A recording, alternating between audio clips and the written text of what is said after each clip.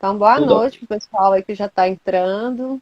Sandra, Dani, Felipe também já vi a carinha dele por aí. Então vamos lá, né, pessoal? Mais uma noite, essa live maravilhosa, falando sobre dependência emocional. O Everton, hoje eu vou deixar para ele se apresentar, né? Então pode ir se apresentando, Everton. Ok, então, quem não me conhece, meu nome é Everton Bicalho, eu sou psicólogo, especialista em gestão da saúde, quase finalizando a formação em neuropsicologia, só esperando esse a bendita certificação chegar, Por né? E acaso o atuo, Covid né? atrapalhou isso? De quê? Do Do certificado chegar? certificado chegar? Ah, não sei, eu espero que não.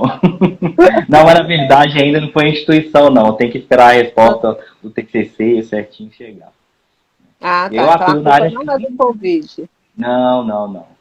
Além Hum. disso, atuo na área clínica, né, desde que eu me formei, desde 2017, e também já atuei em algumas ONGs, né, voltado para assistência social, né, foi até nesse percurso aí, né, que eu conheci a psicóloga Patrícia também, que está aqui com a gente, e é isso, né? E aí essa live, né? Ela é uma segunda live, né? De um convite inicial da Patrícia, da gente poder falar aí nesse tempo de pandemia sobre alguns assuntos relacionados à psicologia, né? E principalmente como que essas problemáticas, né? Como que elas estão aí funcionando nesse cenário nosso de pandemia.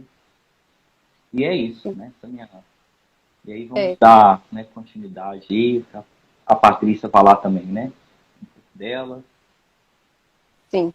Então, aí, para quem não me conhece, eu sou a Patrícia Valadares, psicóloga, né? Atuo na área clínica, um trabalho mais voltado para mulheres, né? Sexualidade, autoestima, mas também atendo outras demandas, tal. Pós-graduanda na terapia cognitiva comportamental, né? E a gente tem trabalhado bastante nessa pandemia, né? Bastante atendimento online, Sim. né? As demandas têm aumentado. E conversando com o Everton, depois da nossa live aquele dia, decidimos falar hoje sobre dependência emocional, né? Porque nesse tempo de pandemia, muitas pessoas se perceberam aí dependentes uma das outras. É lógico que nós precisamos do contato social, do convívio social, isso faz falta para a gente, né? Mas é entender a partir dessa live de hoje quando isso passa a ser patológico, né? Uhum. Quando que essa dependência emocional ela se torna um problema, né? Então a dependência emocional é, é um transtorno, né, que o indivíduo necessita da aprovação do outro, necessita que o outro o acompanhe sempre, que tenha aprovação para que faça tudo e começa a ter um autocontrole da vida do outro também, começa a querer controlar a vida do outro o tempo todo, né? Então esse é um dos sintomas da dependência emocional. Né? O tratamento é realizado com psicoterapias, muitas pessoas fazem terapia em grupo ou individual, até mesmo livros de autoajuda podem também ajudar. Ressaltando que a questão dos livros de autoajuda, que nem tudo que está lá vai se encaixar na pessoa e vai dar certo para todo mundo, Uhum. né? Geralmente é uma experiência individual do autor, né? É uma experiência individual, mas que a gente indica, às vezes, para algumas leituras, ressaltando para a pessoa tirar aquilo que encaixa para ela, que ela dá conta, que é de proveito para ela. E nem Uhum. todo livro de autoajuda dá para a pessoa aplicar tudo ali na vida e vai dar certo para ela, né? Mas é uma experiência que muitas vezes a gente pede que a pessoa leia, né? Olhe para esse transtorno através do olhar de um outro profissional ou do autor daquele livro. Uhum. Entendido, pessoal? Alguma dúvida, vocês podem aí perguntando, tá?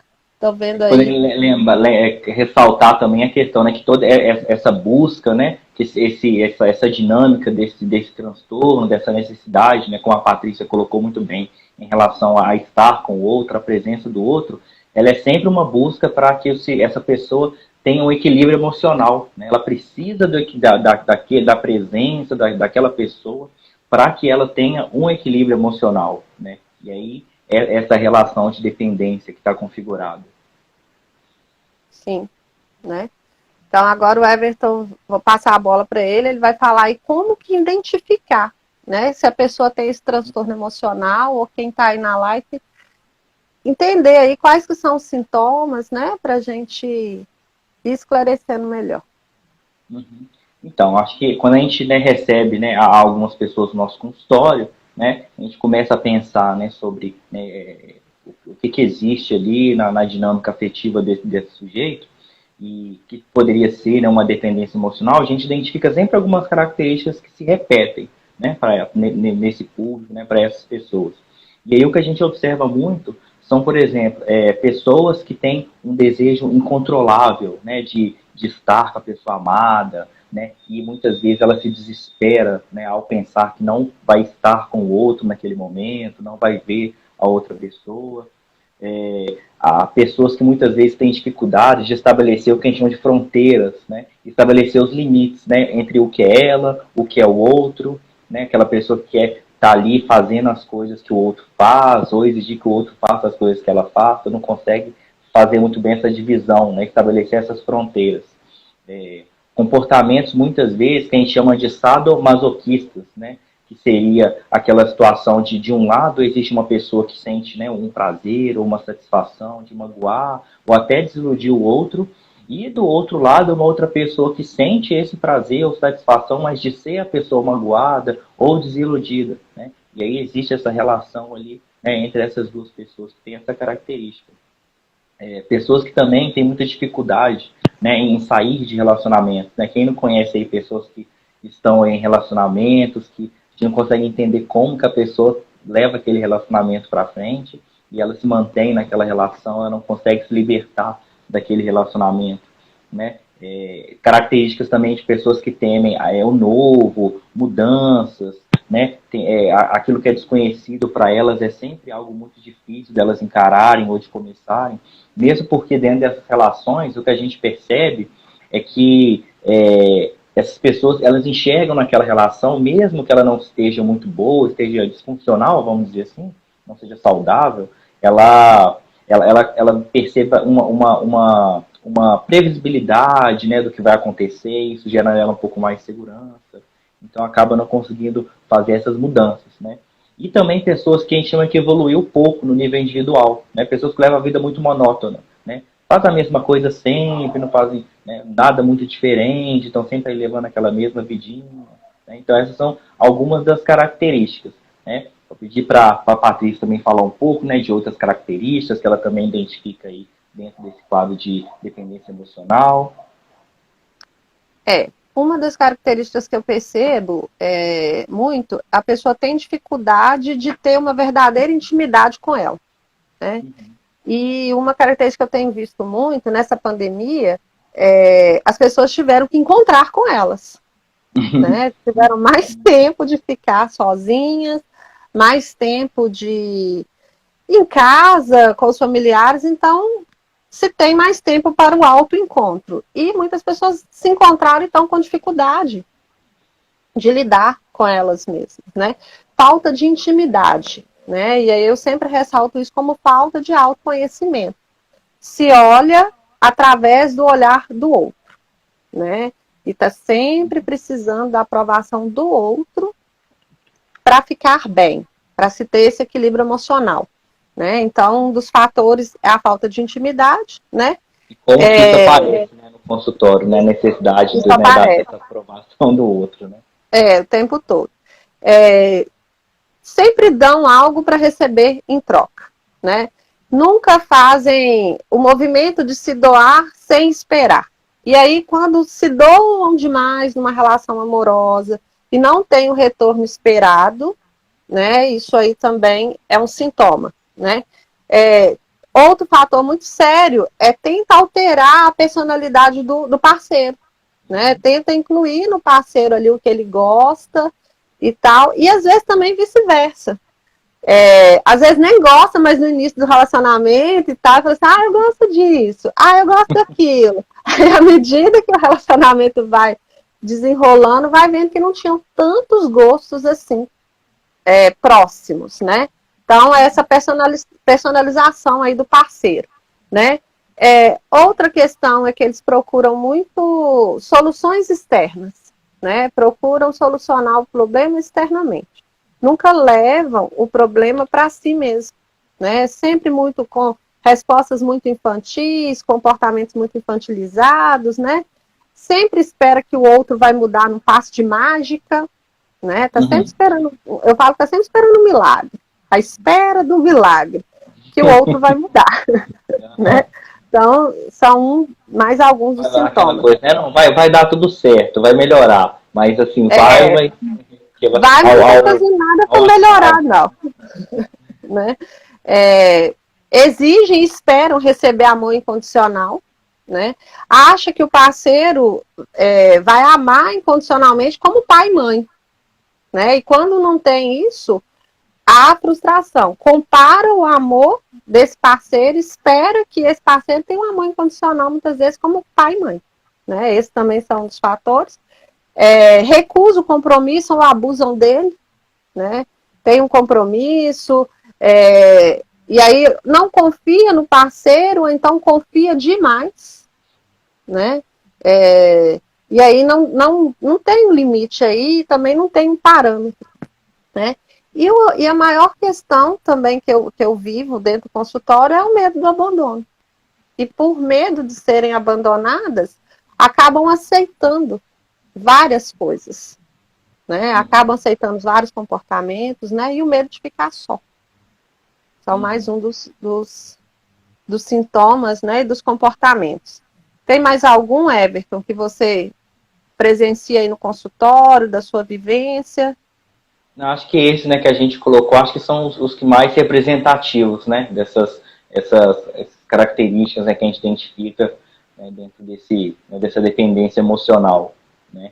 E uma coisa, né, a gente pensar, né, a gente falando de pandemia no início, a gente pensar como que, né, as pessoas que muitas vezes apresentam, né, esse perfil, esses comportamentos, como que elas estão lidando em meio a essa pandemia, né? Porque, por exemplo, se a gente pensar em casais, por exemplo, de namorados, né, que eles precisam ficar distantes, porque tem famílias diferentes, com culturas, né, e um cotidiano diferente, elas precisam estar distantes, e como que estão lidando com essa distância, né? Como que eles conseguem aí, né, dosar isso, porque se há de um lado um outro que precisa estar presente, que quer estar ali investigando, sabendo o que está fazendo, o que pode fazer, o que não pode, como lida com isso, né? Então fica mais complicado ainda justamente nessa pandemia, né?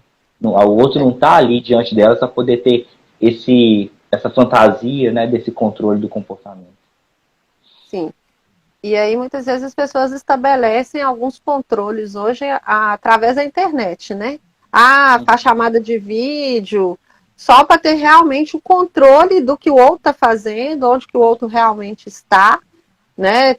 Tudo o outro tem que provar, né? E esse tipo de relacionamento a gente acaba ficando muito maçante, né? Maçante e cansativo, porque sempre está exigindo muito de um, né? E como foi falado, um sintoma da dependência emocional também é a falta de confiança, né? E aí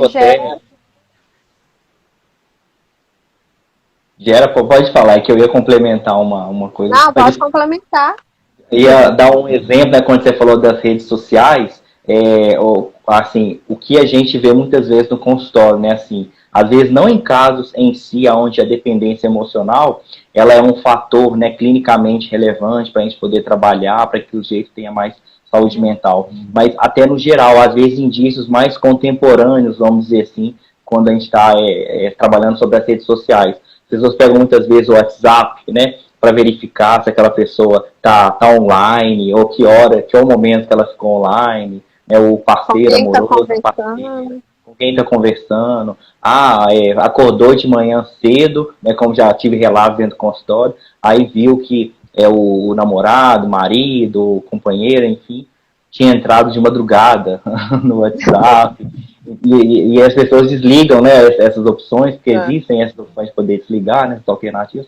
Então vira um movimento ali interno desse sujeito para poder buscar evidências, né, enfim, de tentar controlar ali, né, não pode, por que estava assim, depende de que aquele sujeito emita comportamentos, tenha um determinado padrão de comportamento, de vida, para que ela se sinta bem, né? E esquece, na verdade, ou não sabe, né, que tem que existir uma fronteira ali, né? As pessoas estão nas relações, mas cada um tem a sua história, tem a sua vida, tem suas questões individuais, e a relação que está sendo construída ali, ela tem que ser complementar, né? Um podendo complementar ali a vida do outro, sem necessariamente abrir mão de algo por conta do outro dentro da relação, né?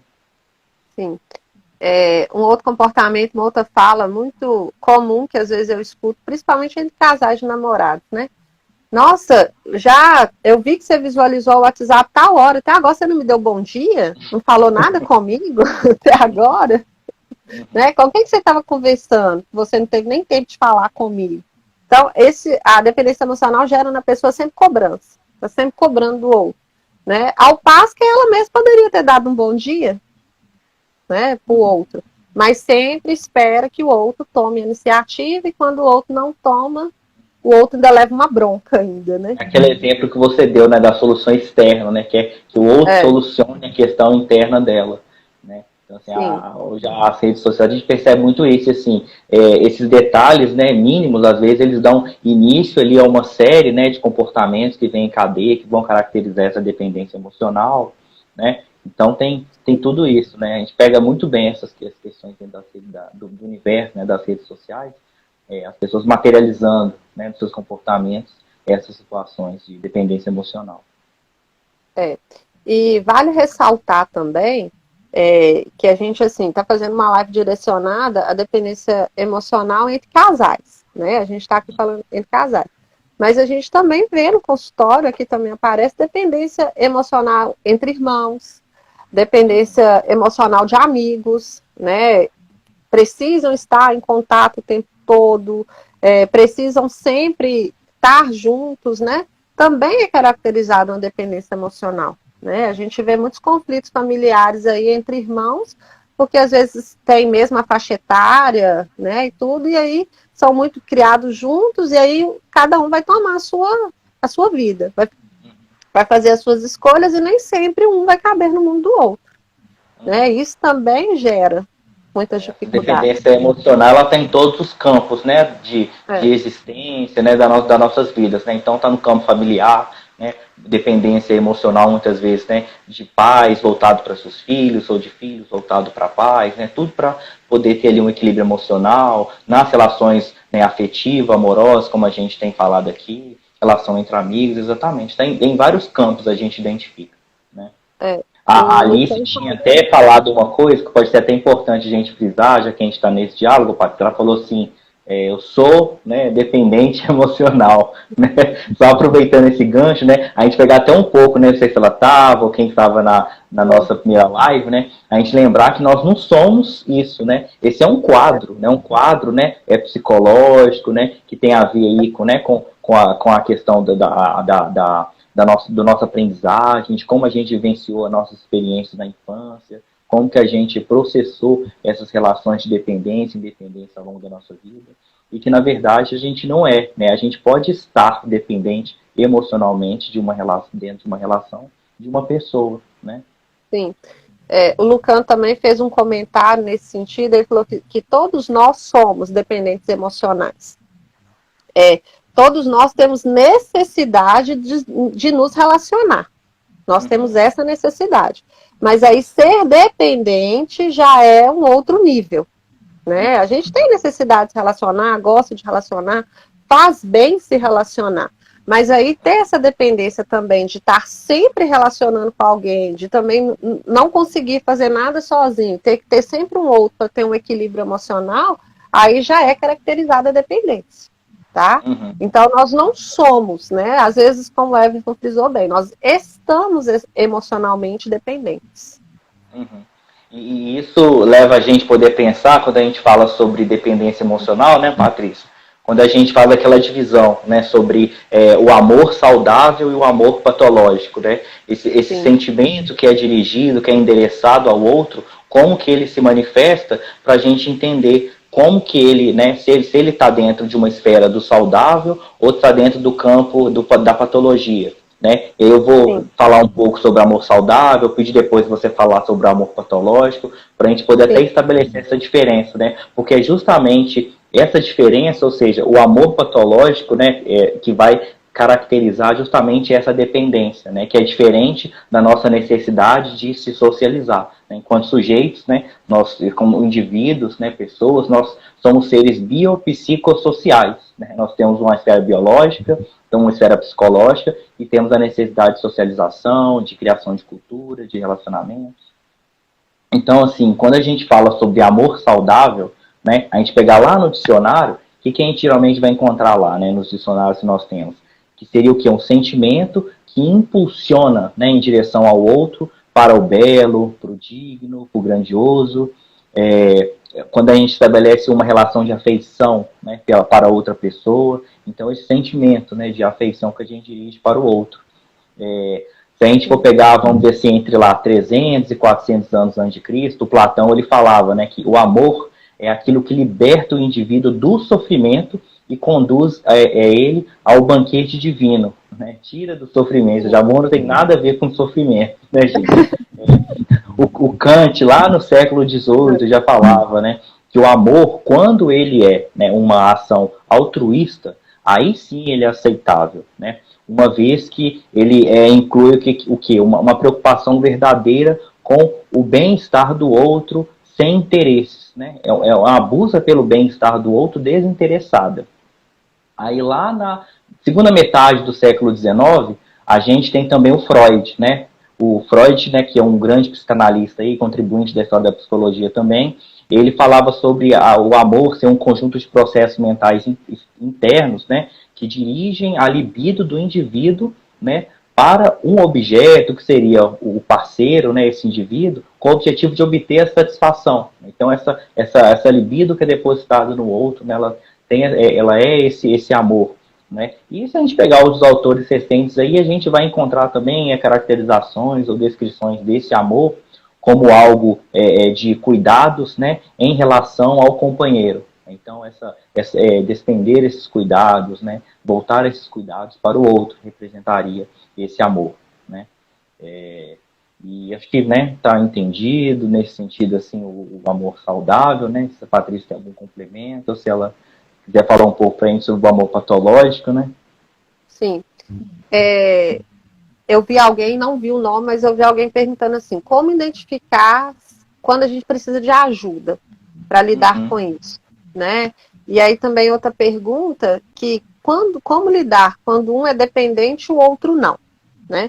Então, quando eu falar aqui do amor patológico, gente, já vai dar para identificar isso, né? Então, assim, quando vira patológico é porque já virou adoecedor, né? Simplificando. Então, olha, quando a pessoa ela não consegue manter a atenção e a concentração no trabalho ou outras demais atividades. Está lá no trabalho, mas está sempre ligando para o outro, está querendo saber o que o outro faz, que horas que o outro vai largar serviço, por que não chegou ainda, por que não conversou comigo. E aí, será que uma pessoa que fica com a antena ligada dessa forma o tempo todo, ela consegue produzir bem no trabalho? Né? Então tá aí em casa, numa roda de amigos e tal, num grupinho, e o outro não está, mas está lá, ligada, nesse outro tempo todo, e não se coloca no momento presente. Né? Então, deixa de lado de cuidar dos filhos e do convívio familiar. Concentra só ali no parceiro, só na presença do parceiro, né? E não tem outra pessoa mais que ela tenha prazer, né, em estar nessa companhia.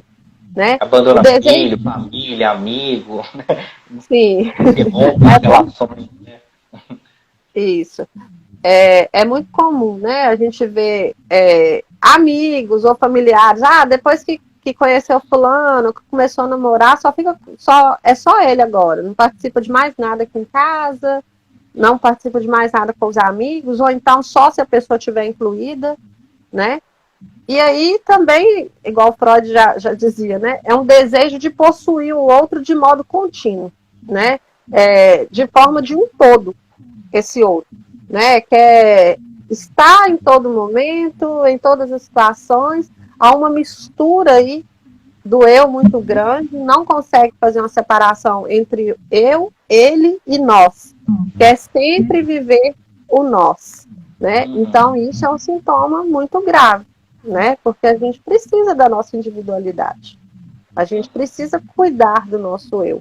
Então, se a gente está ali envolvido sempre com o outro, qual que é o tempo que eu tenho para cuidar do meu eu? Então, esses são os sintomas de patologia. Então, se tem alguém na live, né, com alguns desses sintomas em grande escala, eu acho importante procurar, sim, a ajuda de um psicólogo, né, para conversar mais sobre isso, entender quando começou a surgir esses sintomas, esses comportamentos, o porquê, buscar mais profundamente, né? Sim, sim. Né? E eu queria, Everton, que você respondesse a pergunta que como lidar quando um é dependente e o outro não. Sim, sim. Acho que a primeira coisa, né, que a gente, tipo, depende muito de como que isso vai acontecer, né, assim, quando um é dependente, quando um não é, né, a gente tem que ter também que as relações, elas acabam sendo um pouco, elas têm uma relação de dependência nessas relações, vamos dizer assim, é muito comum a gente perceber que as duas pessoas dentro da relação, elas têm um quadro de dependência emocional, ou pelo menos apresentam sintomas de dependência emocional, justamente que mantém essas relações, né. Porque não é muito comum a gente ver, né, que uma pessoa tem, outra não tem, mas mesmo quando pegar esse exemplo, uma pessoa que tem uma relação que de um lado existe a dependência emocional e da outra não, né, o ideal é que essa pessoa que talvez perceba, né, uma dependência emocional muito grande no outro, aquela outra pessoa que às vezes já fez, usar o termo, não gosto muito de usar esse termo, mas vamos dizer assim, fez loucuras, né, ou fez manifestou comportamentos de muita possessividade, né, muito controle, abandonou, né, os seus próprios afazeres, né, os seus gostos, as suas atividades para poder viver, né, a vida dessa outra pessoa, ela possa orientar, né, a busca, né, de uma ajuda. Né, essa pessoa que às vezes está ali, que, né, por mais que esteja na relação, não esteja tão dependente. Né. O difícil muitas vezes é quando as duas pessoas são, né, e aí qual delas que às vezes vai começar a buscar ajuda, porque existe sempre a questão de responsabilização do outro, né? Então quem vai se responsabilizar e buscar ajuda primeiro, né? Levantar a mão, opa, né? Eu acho que eu preciso de ajuda, eu preciso entender o que está acontecendo, ou você também precisa, né? E dentro da terapia, né, de terapia de casal, até grupos de ajuda, como a Patrícia falou muito bem, nessa questão dos grupos, etc., da psicoterapia em si, são esses trabalhos são interessantes. Então, identificar, né, o que fazer quando identificar, e isso é poder tentar ali conversar com o outro, encaminhar ele para ter uma escuta psicológica, ter um acolhimento, né, porque quantas relações às vezes não acabam porque existe ali uma dependência emocional, as pessoas nem sabem, né, que ali tinha uma dependência emocional, né, mas a relação ela fica disfuncional e aí, né, a relação não acontece. Né. Sim. Tem mais pergunta aí, né? Tem, porque... Falou aí, olha, o medo de perder o parceiro é saudável até que ponto? Né? Primeiro, o medo não impede que nada aconteça, ou então que deixe de acontecer, né? E a gente só perde aquilo que é da gente. E o parceiro não é nosso, né? O parceiro está conosco numa relação. Então, é importante a gente trabalhar essa questão. Porque quando a gente tem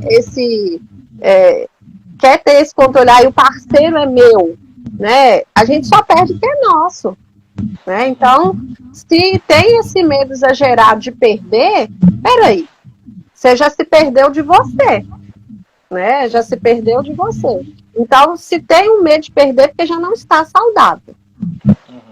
E a gente, você falando, dando esse exemplo, Patrícia, acho que a gente pode trazer aqui exemplos até, vamos dizer assim, exagerados e infelizmente são comuns na nossa sociedade, né? Se a gente pensar aí a questão da violência contra a mulher, né? Esses crimes passionais que a gente vê, né? Existe, claro, numa esfera social aí um aprendizado, né, dessa cultura machista, né? E dentro dela essa ideia de possessividade, né, do homem em relação à mulher, e aí como esse homem, né, é machista, né, ele não consegue ali entender que a mulher é um indivíduo separado dele, né, que não é dele, está com ele, né, na iminência de uma separação, do rompimento de uma relação, ele acaba fazendo o quê? Cometendo um crime, né, agredindo, matando, né, e infelizmente a gente está aí inserido numa sociedade que ainda está caminhando bastante para a gente conseguir vencer esse pensamento, né, de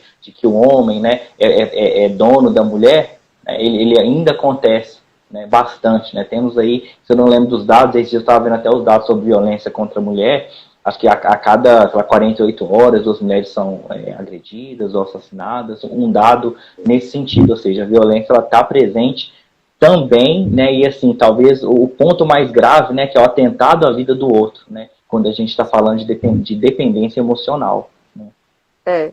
É essa necessidade de possuir o outro é meu, né? Ninguém é de ninguém, né? A gente está com o outro, é uma escolha estar com o outro. A Alice está aqui falando que o namorado faz chantagem, que ele faz chantagem para que ela aceite, né, as coisas que ele impõe. Isso é um sinal assim, muito negativo, nada saudável. Isso traz um adoecimento psicológico. A chantagem pode ter nessa relação. A gente sabe aí que grande parte das mulheres que sofrem abuso dentro de casa, agressão dos maridos, tem envolvido uma dependência emocional muito grande, tanto do abusador quanto também de quem recebe essa violência e esse abuso, né? A gente sabe que muitas mulheres são agredidas e não largam esses maridos, a gente sabe que é por medo da condição financeira, de não conseguirem se sustentar, muitas vezes pela questão dos filhos, né, que estão ali presentes, essa mulher, por conceitos, às vezes, religiosos, conceitos sociais, né, elas tentam, mesmo sendo agredidas, elas tentam manter esse casamento, essa relação aí a todo custo, né, mas isso não é uma dependência emocional, elas não conseguem viver sem esse parceiro, mesmo com dor, sendo agredidas, eu sempre falo da dor da alma, né, porque às vezes as feridas ali, elas vão passar, mas essas dores aí que a pessoa vai acumulando no decorrer dos anos de relacionamento, essas são mais difíceis de passar, são mais difíceis de tratar. Sim. Acho que as perguntas até então, acho que não chegou mais perguntas até então. Né? Então, você acha que até, acho que endossando um pouco mais até da pergunta que foi feita, né, a gente pensa, assim, mas como que, né, a pessoa chega lá, se a gente for tentar assim, dar uma enxugada, né, para entender o que essas pessoas apresentam, que a gente poderia chamar assim, o que seria então um quadro, né, psicológico de dependência emocional, né, o que seria? Eu costumo definir, assim, pelo menos em 4 aspectos, né, e também, né, eu costumo definir, quando a nossa abordagem, né, o que a gente entende e percebe nesse caso, pelo menos uns 4 aspectos, né. O primeiro aspecto que a gente muitas vezes percebe para fechar um quadro, né, de dependência emocional é quando a pessoa relata que ela tem sintomas ou sinais que são muito parecidos com crises de abstinência. Né? Aquela crise de abstinência que muitas vezes a gente se refere à dependência, né, de drogas psicoativas, né? São aqueles sintomas, né, de abstinência. O que é, né, essa abstinência? Quando aquele sujeito, aquela pessoa, né, que tem a dependência emocional, que apresenta dependência emocional, ela não consegue mais ficar sem aquela outra pessoa, sem um companheiro na vida dela, ela entra em crise, né? E ela tem até os mesmos sintomas de uma abstinência, né? Então ela tem taquicardia, tem insônia, fica tensionada, né, nos seus músculos, alternando, né, em períodos de letargia, ou seja, mais parado, e períodos de muita agitação, muita atividade, né? Então, assim, esses sintomas que são comuns, né, nessa abstinência, vamos dizer, de drogas psicoativas, ela também acontece, né? São esses sinais de abstinência que a gente vê dentro desse quadro, né? Um outro ponto que a gente percebe é assim, quando a pessoa passa a cuidar do parceiro mais do que o parceiro gostaria, mais do que é preciso, cuidado, né, que a gente fala de cuidar no início, mas é um cuidado que ele extrapola a necessidade, extrapola tudo que pode acontecer. E a frequência, ela é muito alta, né? Você precisa ali cuidar do outro, né? Ela acha, né, que é um cuidado, mas na verdade já é uma patologia, ela precisa estar ali cuidando do outro, né? Muitas vezes, né, como a gente já falou, tem um outro fator também, que seria o terceiro, a pessoa gastar muito tempo para poder controlar a atividade que o outro faz, né? Então, assim, fica o tempo inteiro controlando, querendo saber o que o outro faz, o que faz, por que faz, entrando na vida dessa outra pessoa e acaba abandonando as próprias atividades que antes dessa relação ela já tinha costume de fazer, ela tinha prazer, ela gostava, né? E passa a viver a vida desse outro, né? Controlando tudo. E um quarto aspecto muito importante, que a gente também já citou, é a questão dos medos, né? Então, assim, pessoas com medo de sentir dores, né? Não dores físicas, dores, né? Psicológicas, medo de privação, de desiludir o outro é muito comum, medo de falhar, medo de sentir culpado com relação ao outro, o medo da rejeição, o medo de estar só, né? É muito comum quando a gente identifica na clínica. O medo de ficar doente, de enlouquecer, ou o medo até de morrer, né? Então, todos esses medos, né, essas 4 características, né, que envolvem esses medos, a questão da abstinência, né, cuidar do outro mais do que o outro precisa e gostaria, e controlar o comportamento do outro, são 4 importantes sinais que a gente consegue fechar um quadro de dependência emocional, né? Sim, né? E aí é interessante frisar também o que está por detrás dessa dependência emocional, né? O que está por detrás dessa dependência emocional é a imaturidade emocional, né? Uhum. O que se caracteriza essa imaturidade emocional? Baixa tolerância ao sofrimento, baixa tolerância à frustração e ilusão de permanência. Acha que as relações vão ser eternas, né? Uhum. Mas eu gosto muito da fala de um outro psicólogo amigo meu, que ele sempre fala assim, olha, toda relação acaba, nem que seja quando o outro morre, mas toda relação acaba, né? Mas aí, quando a pessoa é muito dependente emocionalmente, ela vê uma permanência eterna nessa relação. Ela não consegue se enxergar sem o outro, né?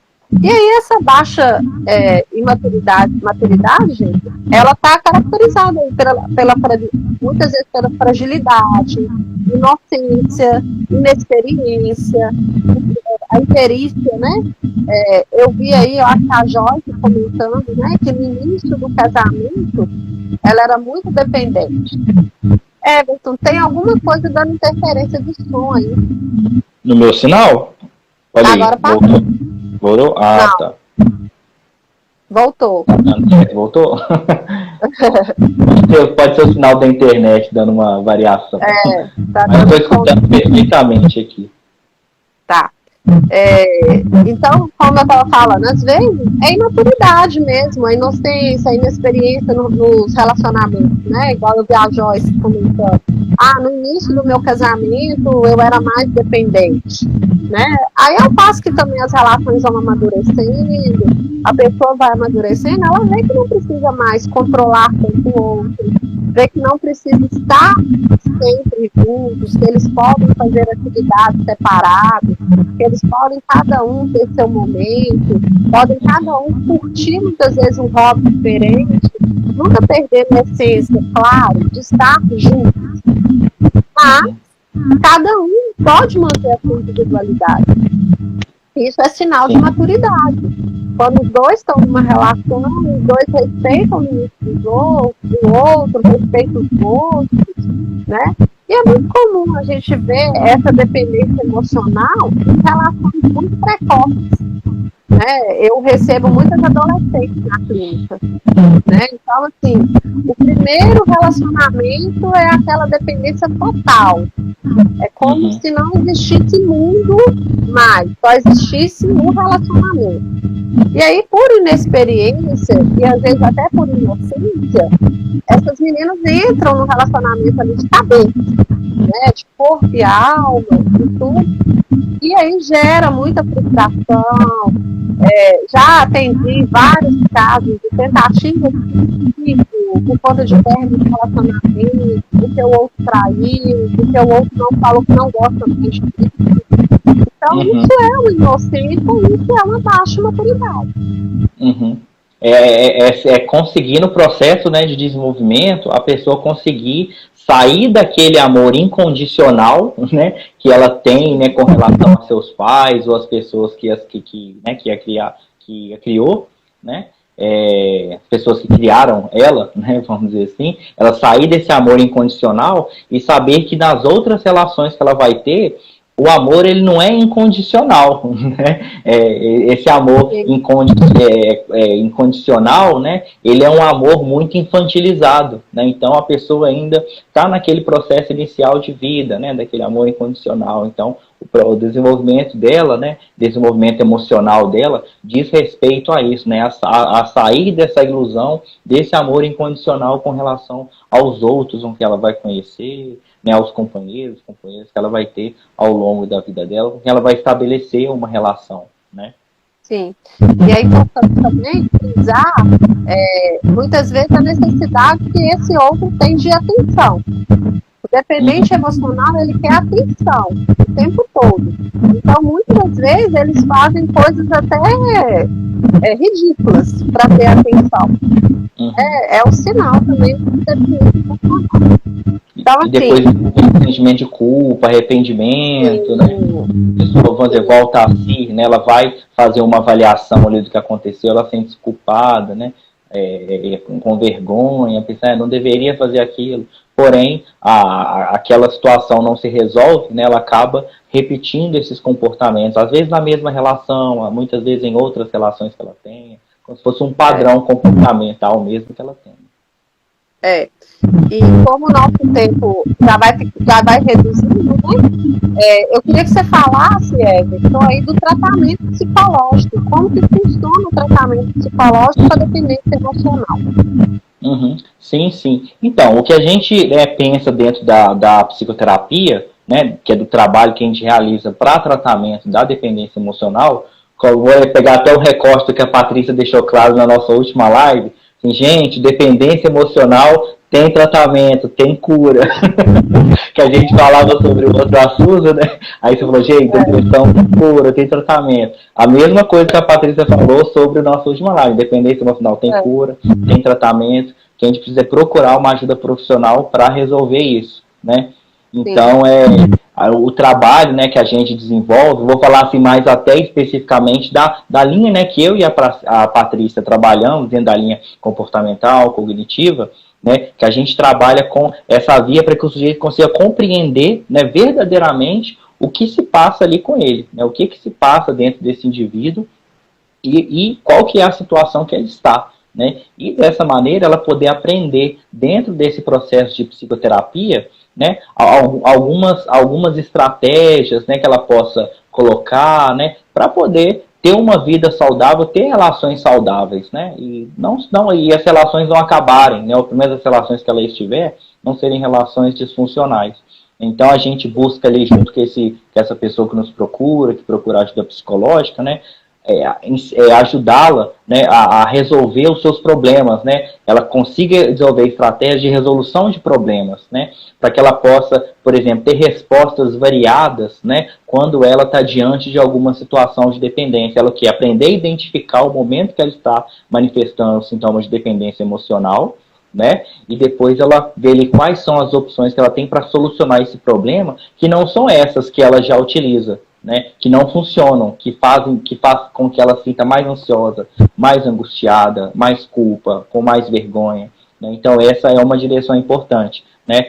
Outra também interessantíssima que a gente faz é assim, corrigir esses pensamentos irracionais, né, ligados ao medo, o abandono, né, que geram esses comportamentos impulsivos. Então, quantas crenças irracionais nós não temos, né, as pessoas que nos procuram, né, apresentam sobre abandono, sobre medo, sobre ficar sozinho, sobre não conseguir encontrar uma outra pessoa, ou sobre essa relação não dar certo. Né, eu escutei outro dia, até mais tempo, na verdade, na clínica, uma pessoa que falou assim que é engraçado que até uma coisa que eu já ouvi até de pessoas que eu conheço e escutei na clínica, né? É assim, minha família fala que eu nunca vou ficar numa relação, alguma coisa assim, né? E eu nasci para relação, né? O fulano de tal, minha família também não. A nossa família não dá certo para ter relações. Então, assim, crenças, né, que são introjetadas, né, pelas pessoas de que elas não poderão, porque a mãe, o pai, o tio, o fulano, não tiveram relações, né, saudáveis, né, com outras pessoas.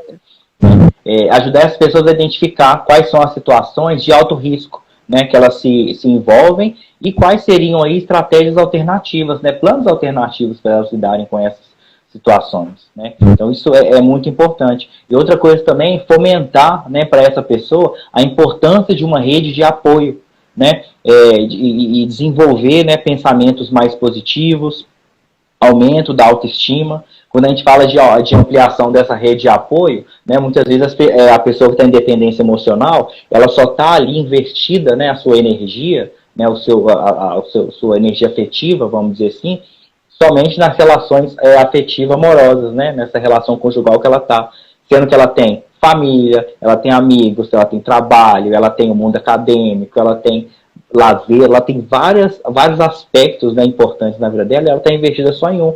Ela ampliar essa rede de apoio. Então, vai lá procurar seus amigos, busque os amigos, né, refaça ali suas amizades, construa amizades, aproxime-se da família, tem atividades de lazer, né, busque atividades que você gosta, se descubra, né, descubra aquilo que te dá prazer, né, você ser a sua própria fonte de satisfação.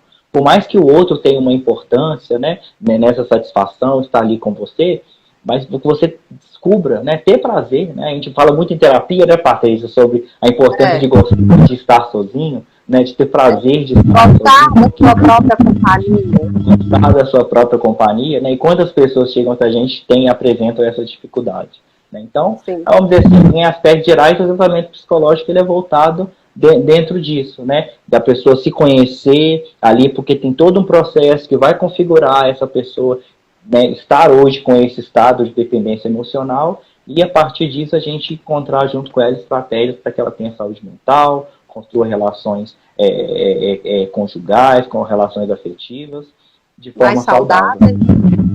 Uhum. E é muito importante, gente, eu vi aí algumas pessoas na live, a questão do amor próprio, né? Se colocar em primeiro lugar. Se colocar em primeiro lugar, gente, não é egoísmo. Isso é autocuidado, né? Se amar primeiro, porque como que a gente vai amar o outro se a gente não está se amando? Né? Isso é muito importante frisar. E aí, esse assunto deixa, assim, porta para outras lives, né? Que é interessante a gente trabalhar aí essas questões do amor próprio, da autoestima, né? O que realmente é autoestima? O que é esse amor próprio? Como fazer para desenvolver essa autoestima? Né? Esse amor próprio. Como fazer para ter prazer na minha própria companhia? Se eu não tiver conhecimento, eu não vou conseguir fazer. Né? Acho que falando sobre isso, você falando sobre a gente ter até outros assuntos, né? A gente poder fazer uma live, né, sobre esses conceitos, né, que muitas vezes a gente trabalha aqui, que a gente vê as pessoas falando e que a gente pode trabalhar para elas terem um entendimento maior, né? Autoestima, autoconceito, autoimagem, autocontrole, né? Autorregulação, né? Todos esses conceitos para as pessoas entenderem cada vez mais, o que também ajuda, né, na compreensão de si. Isso para outras lives aí que a gente passa. Isso é muito importante. Então, gente, muito obrigada, tá? O Everton, mais uma vez, por aceitar o convite. A gente tem mais ou menos um projeto aí de fazer live de 15 em 15 dias. É o nosso projeto para que a gente possa promover mesmo conhecimento, promover saúde mental, né? Para essas pessoas que estão isoladas. Nem todo mundo, às vezes, tem o privilégio ou a oportunidade de estar em terapia, né? Mas isso não nos impede de nos aproximar dessas pessoas, levar conhecimento para essas pessoas, né? Que é a nossa função. Então, mais uma vez, obrigado, Everton, obrigado a todos vocês que estiveram na live. E comenta, né, com as outras pessoas, compartilha, a live vai ficar salva. Também daqui a uns dias eu vou colocar lá no meu canal do YouTube, tá? O Escuta Psicólogo. E a gente vai se falando, a gente vai se comunicando aí pelo Instagram, tá bom? Mas muito obrigada a todos vocês. Obrigado também, agradecer a Patrícia, né, mais uma vez, né, a gente poder fazer essa live. E, né, que é isso, gente, né, nosso objetivo aqui é poder levar, né, conhecimento, né, para as pessoas, né, às vezes dar aquele start, né, olha, eu acho que eu preciso resolver essa questão, né, será que uma ajuda profissional não pode, né, me ajudar nesse momento? Né? Então, assim, a função, né, da psicologia, né, como eu sempre, né, gosto de falar, e vocês sempre vão me escutar falando enquanto a gente, né, fizer lives, é isso, é de dar psicologia enquanto instrumento mesmo de modificação da sociedade, né? Transformação social. Então, o conhecimento traz transformação social, né? E a gente, né, conseguindo aí, às vezes, mudar um pouquinho, assim, né, de quem está escutando a gente, fazer um pouquinho de conhecimento, a gente, né, já fica muito satisfeito, né? Espero, então, tirar um pouquinho do senso comum, né, e trazer para o mundo da psicologia. Então, agradeço todo mundo que acompanhou, a Patrícia, e na próxima estaremos aí novamente para trazer um pouco mais. Manda dicas aí de assuntos que vocês querem, que a gente vai ter o maior prazer de trabalhar com vocês, responder perguntas, e a gente também aprende muito, né? Todo mundo que está aqui. Sim, é uma troca, né? Muito gostosa.